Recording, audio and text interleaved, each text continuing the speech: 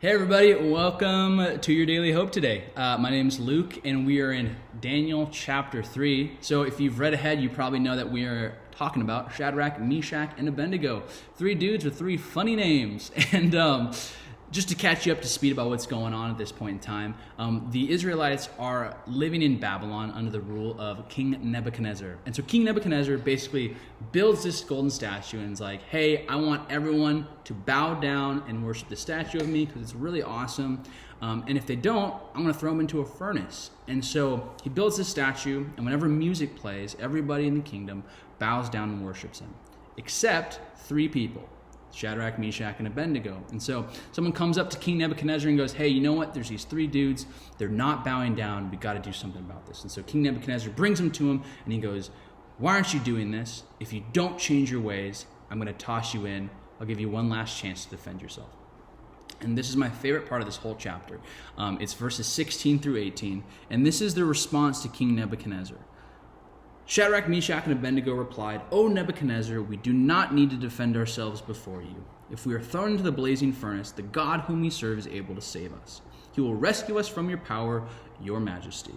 But even if he doesn't, we want to make it clear to you, your majesty, that we will never serve your gods or worship the gold statue you have set up. Dang, that's hard. But King Nebuchadnezzar goes, you know what? Have it your way. I'm going to turn up the furnace to 11 and I'm tossing you in. And if you know the story, all three men get tossed into the furnace, except they don't die. Nothing on them is injured, burned, singed. They're completely safe. And in fact, they see someone else appear in the furnace with them. And all three men emerge unscathed and saved. And at the very end, King Nebuchadnezzar says this in verse 28. He says, praise to the God of Shadrach, Meshach, and Abednego. He sent his angel to rescue his servants who trusted in him.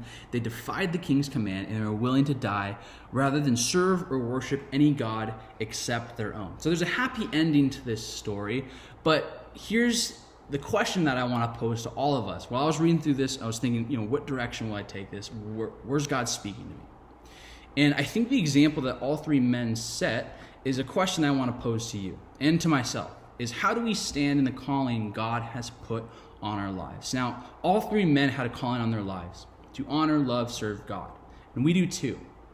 And all three men decided to defy the government, the king, the highest authority in the land, because they believed in this thing so much. Because they trusted that their God was going to look after them and protect them. And an example of faith like this that I've seen in my own life is when I was in college, I got the opportunity to go to a closed-off country to do some missions work. And basically, we were going on this trip to serve as kind of a support team for the missionaries that were living in that country. And if you know anything about closed-off countries, it basically means they just don't have the same rights and liberties that we have to freely and openly worship whatever religion we want. And specifically in this country, it was a big no-no. And so a lot of the people that are Christians that are living in there, the actual populace, they operate mostly in underground churches. And the missionaries also have to operate in secrecy, usually, doing things kind of behind the scenes. And so we're there to kind of help and support them. And I think my biggest takeaway from that trip was I was so encouraged by the hearts of these missionaries and of the people there, but also the willingness for both parties, missionary and Christians, to really go to the very ends of the earth, to seriously put their lives in jeopardy, just like Shadrach, Meshach, and Abednego, to put their lives in jeopardy because of the calling that God's put on their life, to believe and trust in God so much that they're truly willing to risk their lives for it. And so here in America, we don't quite face that same kind of scrutiny. We have civil liberties that allow us to make videos and have daily hopes and come to a church and worship God weekly. And so I think the question I want to pose to both of us here is our faith so small that it'll bend the will of man? Or is our faith big enough and strong enough to withstand the heat? Are we able to be like the missionaries and the people of those closed-off countries? Because we have brothers and sisters in our world right now being persecuted for the things that we believe in, the things that we get to freely and openly believe in. But is our faith strong enough to withstand that heat?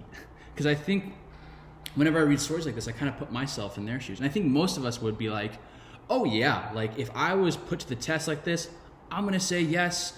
I'm going to go get thrown into the furnace. I'm going to trust in God. But when push comes to shove, would we?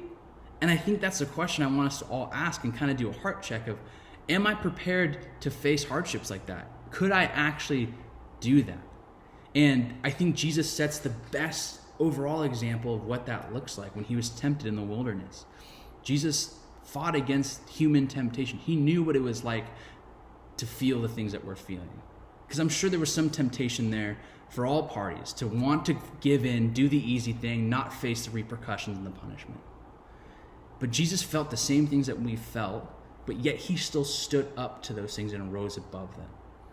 So is your faith, is my faith strong enough to withstand a storm, whether it's a family tragedy, whether it's something bad that happens in our life, or as if your faith is actually physically called into question?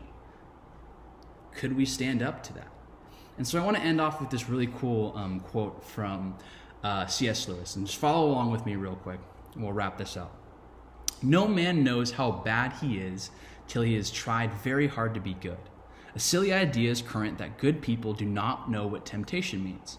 This is an obvious lie. Only those who try to resist temptation know how strong it is.